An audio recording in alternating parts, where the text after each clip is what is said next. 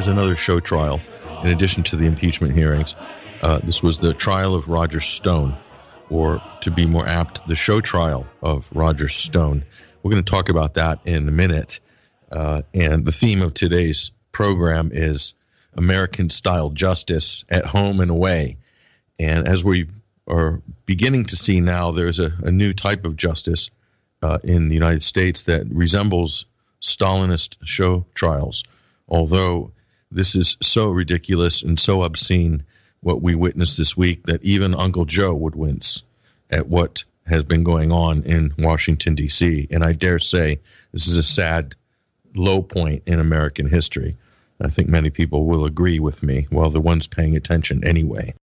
Roger Stone has gone down guilty of all charges, says the jury. The Washington, D.C. jury of 9 women and 3 men. Take a wild guess what political party they probably belong to. Well, we won't get into that. This is an interesting story. This is the show trial of show trials here, the trial of Roger Stone. And let me preface this, because you have to preface everything these days. Whatever your personal feelings are about Roger Stone, the former Trump aide, campaign advisor, whatever your feelings are about Roger Stone, that's beside the point. Roger Stone could be the worst human being to ever walk the face of the planet, which he's probably not. But anyway, hypothetically, if he was, that's not the issue here. This is about due process. This is about justice. And in both cases, there has been a huge abuse, a huge perversion of justice that has taken place here, and a huge manipulation of due process, which has seen the politicization of the justice system to such a perverted degree, an obscene degree. That's what this trial was. And nobody is sticking up for Roger Stone, if you've noticed, because it's not a popular thing to do, because he's not a well-regarded individual. He is a self-proclaimed political trickster, a shyster, a professional liar, etc., and all these things that people say he is, or that he says he is. Most of it's bluster, quite honestly. I mean, his heydays in politics, well, they were well behind him, and he didn't do anything really of note here, other than boasting and inflating his credentials. That's what Roger Stone was doing. And so apparently that's what he's really gone down for here. There's a few other bits and pieces. But according to prosecutors, Roger Stone lied about having a back channel to WikiLeaks.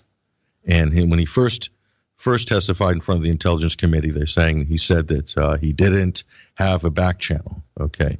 And then they've dug up DM messages on Twitter, nondescript messages, a few messages between him and the WikiLeaks account, and they're accusing Roger Stone of fishing for information about imminent releases of emails that are coming up. This is during the 2016 campaign.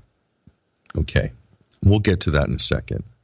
So they're saying that because he lied, because if he told the truth, that might make the president look bad. Okay, there are lies within lies, wrapped in lies. And I'm not talking about Roger Stone here, and I'll explain. So they're saying he lied the first time, and then he was questioned before, and they had the goods on him, and he was also, the most serious charge clearly is witness tampering here.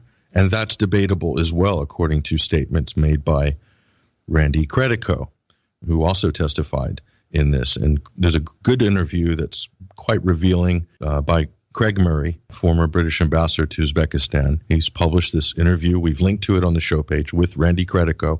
He is a friend of WikiLeaks and a comedian, political activist, many years. Okay, and it's a very good interview. Listen to it and make up your own mind. And Craig Murray's given some pretty important, I think, key points on here. So they're saying that Roger Stone used Credico and Jerome Corsi, not a award-winning journalist by any stretch of the imagination, as intermediaries to communicate with WikiLeaks and Julian Assange.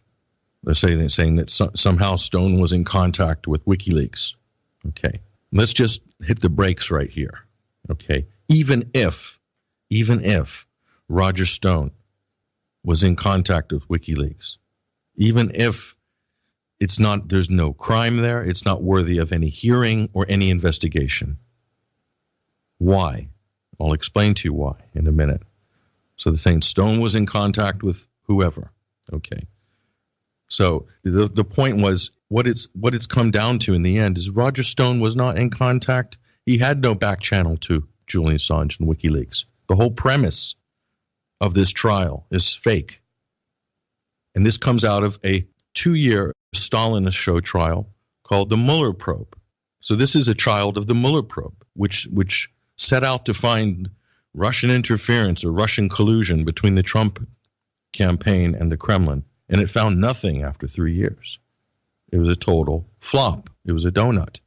So even Randy Credico has tweeted out here. Randy Credico says 2 things I want to make clear. Julian Assange never reveals his sources. This is what Julian Assange says. Here, Randy Credico is reiterating this. There was no back channel between Mr. Assange and anyone in 2016. Let's now focus on getting him out of the hateful fangs of injustice and into the loving arms of his family in Australia. Very powerful statement by Randy Credico. Extremely powerful statement. So, where are we at with this right now? We are, for America, I think this is a very bad move. Very, very bad move. And I'll tell you why. Since when does the establishment suddenly put any weight or currency on anything that Roger Stone has said since he left the Trump campaign in 2016? He wasn't working for Trump. He's basically telling whoppers left, right, and center. It's like putting P.T. Barnum on trial for fibbing. But now, and for political score-settling purposes, they want to grab him and they want to create a federal trial to basically try a known trickster, a known liar, a self-described trickster. They want to put him on trial, a charlatan, for being a trickster. It's unbelievable. Whose media portfolio is being managed by Alex Jones, by One American News? And this is Roger Stone. And suddenly you want to hold him accountable verbatim? It's like when Trump said at a rally, WikiLeaks, if you're listening, or no, he said, Russia, if you're listening, find the rest of Hillary's emails. And they've admitted this in as evidence during the Mueller probe as an indication that Trump was soliciting help from the Russians, literally telling a joke at a rally. This is where we're at in America right now. It's beyond absurd. So listen closely. The crucifixion of Roger Stone, and people say, even people who disagree with this trial will say this was to get Trump. Yes, for some people it was. For the lamestream media it was, and for shallow political operatives it was. But no, this was much deeper than this. This Stalinist show trial that Uncle Joe would even be embarrassed by. This was erected for one single reason, and one reason only, and that was to buttress the official fiction that Russia hacked the DNC, took the emails, gave them to WikiLeaks and Julian Assange for the benefit of Trump in the 2016 election. That's the fiat flying buttress for this entire charade. That's what the Roger Stone trial was all about. Make no mistake about it. Anything else is collateral damage, including Roger Stone himself. So Russiagate, the Mueller probe, in effect, delegitimizing the results of the 2016 election in the United States. This is exactly what the United States and all of its various agencies, NGOs, etc., do to weaker overseas governments and, quote, regimes. Think about that for a second. Only now they're doing it in America. Only now it's being done at home. American-style justice that it's been meting out internationally for so many decades is now coming home. Think about that. Steve Bannon throws him under the bus, and then Rick Gates basically says that he said that he overheard a phone call between Trump and Stone, and Trump hangs up the phone, says to Gates, there's more emails to come. That's because WikiLeaks already announced it publicly. But they're isolating this out of context. And this is justice? It was public knowledge. And even if it wasn't, everybody wanted to get a jump on WikiLeaks. And let me explain. Again, we get to the core of the issue here. How is this this is not even insider knowledge. And even if it is, how is that different from somebody getting off the phone with the New York Times or an intermediary with the New York Times and saying, oh, there's more leaks to come? I just spoke to the New York Times. Is that election meddling? Is that fraud? No. This is what people do during campaigns, behind the scenes. Herein lies the fraud and the deception of the absolute deep-seated corruption in this entire affair. If they took any of this at face value, any of it, then that belies the official narrative that WikiLeaks is not a press outlet, that it is a hostile foreign intelligence services working with the Russians. Do you understand what I just said? Think about that for a minute. Which was working with Russia to interfere in the 2016 elections. That's what this is all about. And to help Donald Trump get into office. This is a Stalinist show trial to preserve a fraudulent narrative. The fact that they can do this in broad daylight in 2019 shows you the depths that the United States, its culture, its political bodies, its politicians, its grifters have sunk to. It's an all-time low. And what's keeping this going is people with their partisan allegiances, both on the left and the right. In this case, more on the left for this show trial. They won't break ranks for political reasons. This is bigger than politics. This is about justice and due process. It's being severely perverted. This was a victimless crime. Where is the underlying crime? No one had a back channel to WikiLeaks. So the hearing itself is illegitimate. The Mueller probe is illegitimate. It found nothing. All it did was pull people up on process crimes, some of which will be reversed when the justice cycle finally comes around full circle, which eventually it will. So this is where we're at. This doesn't rise to the level of crime, okay? This is like, I'll get back to the Cohen-Swinkles effect.